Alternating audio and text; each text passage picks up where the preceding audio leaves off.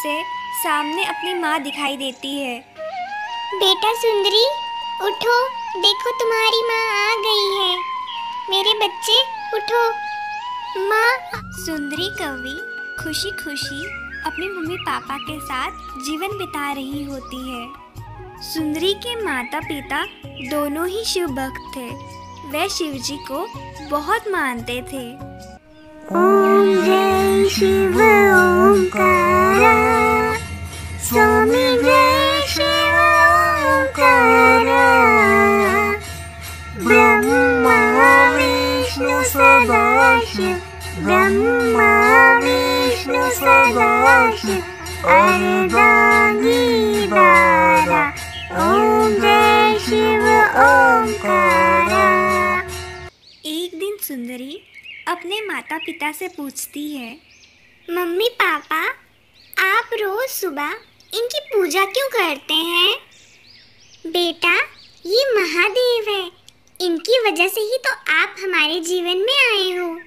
सुंदरी रोते हुए अपने मम्मी पापा से पूछती है, तो इसका मतलब मैं आपकी बेटी नहीं हूँ? अले ले ले मेरा बच्चा। नहीं मेरे बच्चे, ऐसी बात नहीं है। महादेव की कृपा से ही तो आपने हमारे घर जन्म लिया है।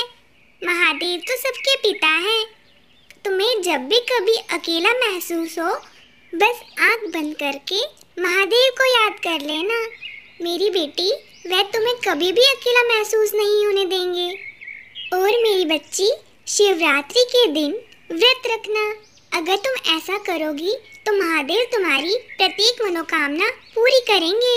याद रखना, जब भी जीवन में कभी मुसीबत आए और कोई तुम्हारे साथ ना हो, बस महादेव को सच्चे दिल से याद करना। वे तुम्हारे सामने प्रकट हो जाएंगे। बस हमें ज़रूरत है तो सच्ची भक्ति की।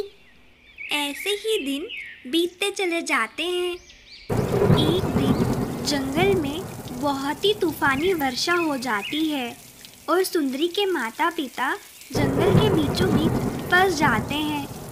वे दोनों बारिश से बचने के लिए एक पेड़ के नीचे बैठ जाते हैं, लेकिन तभी वह पेड़ बहुत तेज तूफान होने के कारण टूट जाता है और उन दोनों के ऊपर गिर जाता है।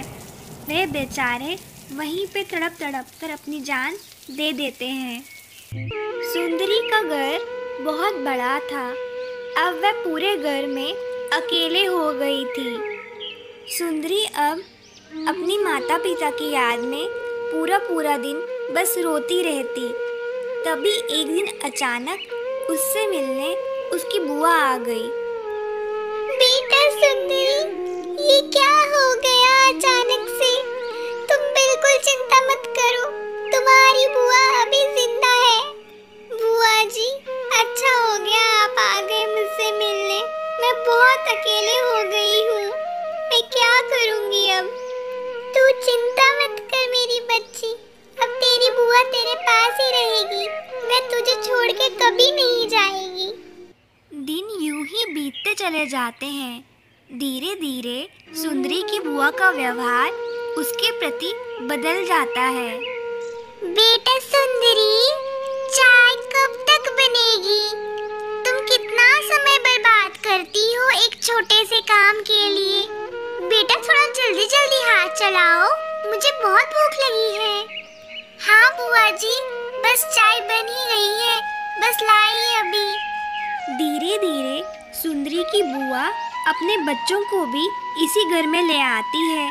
उसके बच्चे काफी शरारती होते हैं। एक दिन सुंदरी अपनी पढ़ाई कर रही होती है, तभी अचानक से उसकी बुआ के बच्चे आकर उसकी किताबें फेंक देते हैं। जब सुंदरी की बुआ को इस बात का पता चलता है, वह सुंदरी को ही आकर थप्पड़ लगा लेती है और अपने बच्चों से कुछ भी नहीं कहती। ये सब देखकर सुंदरी बहुत रोती है। जाओ, जाके मेरे कपड़े धो लो, बाद में पढ़ाई करते रहना। और हाँ, किचन में बर्तन पड़े हैं, वो भी धो लेना। सुंदरी नदी पे कपड़े धो ही रही होती है, तभी अचानक से उसकी नज़र एक माँ और उसके बच्चे पे चले जाती है। ये देखकर उसे अपनी माँ की याद आ जाती है। सुंदरी को अपनी माँ की बताई हुई बात याद आ जाती है। याद रखना, जब भी जीवन में कभी मुसीबत आए और कोई तुम्हारे साथ ना हो, बस महादेव को सच्चे दिल से याद करना, वे तुम्हारे सामने प्रकट हो जाएंगे। अपनी माँ की ये बात याद करते ही सुंदरी तुरंत अपने घर की ओर निकल पड़ती है। अगले दिन से सुंदरी रोज सुबह जल्दी उठकर शिवजी की पूजा करना शुरू कर देती है। सुंदरी की बुआ ये सब देखकर सुंदरी से कहती है, ए सुंदरी, मेरी बात ध्यान से सुन। अब तुम ये पूजा का नाटक घर में शुरू मत करो। अगर तुमने कल से पूजा की तो मैं तुम्हारी सारी किताबें जला दूंगी और तुम्हें स्कूल भी नहीं जाने दूंगी। बुआ जी, ऐसा मत कहिए, ये घर मेरा है। आप अपने बच्चों के साथ यहाँ आई और मेरे घर पे कब्जा किया। मैंने आपसे कुछ नहीं कहा। मैं आपकी कही हुई सारी बात मानूंगी। आप जो काम कहेंगे मैं सब काम करूंगी। बस मुझे पूजा करने से मत रोकिए। आहा, आज तेरी जुबान कैंची की तरह चल रही है। लगता है तेरा इलाज करना ही पड़ेगा। ये कहते ही बुआ सुंदरी को बहुत मारती है और वह सुंदरी को कमरे में बंद कर देती है। सुंदरी रोते रोते बेहोश हो जाती है। तभी उसे सामने अपनी माँ दिखाई देती है।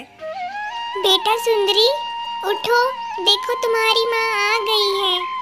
मेरे बच्चे उठो। माँ, आप मुझे कभी छोड़ के मत जाइएगा। आपके सिवाय मेरा इस दुनिया में कोई नहीं है। बुआ बहुत गंदी है, वह मुझे बहुत मारती है। मेरी बच्ची, कल महाशिवरात्रि का पावन अवसर है। तुम इस दिन व्रत करो, महादेव सब ठीक करेंगे। उठो मेरी बच्ची। ये कहते ही सुंदरी की माँ वहाँ से चली जाती है और सुंदरी पूरी तरह से होश में आ जाती है। सुंदरी अपनी माँ की ऐसी बातें सुनकर फटाफट से खिड़की से बाहर निकलती है और महादेव की पूजा करना शुरू कर देती है। इस समय उसकी बुआ और उसके बच्चे भी घर पे ना थे, इस कारण वे अच्छे से पूजा कर पाती है। सृष्टि के जन्म से भी पहले तेरा वास था। ये जग रहे या ना रहे, रहेगी तेरी आस्था। क्या प्रलय, क्या समय, दोनों में तेरी महानता, महानता। जय हो शंकरा, आदिदेव शंकरा। सुंदरी को पूजा करता देख उसकी बुआ आ जाती है और वह फटाफट से डंडा उठाकर उसे मारने लगती है, लेकिन तभी वहाँ पे महादेव प्रकट हो जाते हैं। बेटा सुंदरी, आज से जो भी आपके ऊपर हाथ उठाएगा उसके हाथ उसे ही मारना शुरू कर देंगे और जो भी आपका भला सोचेगा उसका भी भला होगा। ये कहकर महादेव गायब हो जाते हैं। सुंदरी की बुआ को ये सब एक नाटक लगता है। वह जैसे ही सुंदरी के ऊपर हाथ उठाती है वैसे ही वो डंडा उसके ऊपर चलता है। ये सब देखकर सुंदरी की बुआ अपने बच्चों के साथ तुरंत उस घर से चले जाती है और सुंदरी सदा के लिए खुशी खुशी रहती है। अब सुंदरी सभी पक्षियों की मदद करती और जो समय बचता उसमें वह महादेव की पूजा करती। तो दोस्तों, महाशिवरात्रि के अवसर पर ये थी महादेव के कुछ चमत्कारों की कहानी। अगर कहानी अच्छी लगी हो तो लाइक, शेयर और कमेंट करना ना भूलें। ओम नमः शिवाय।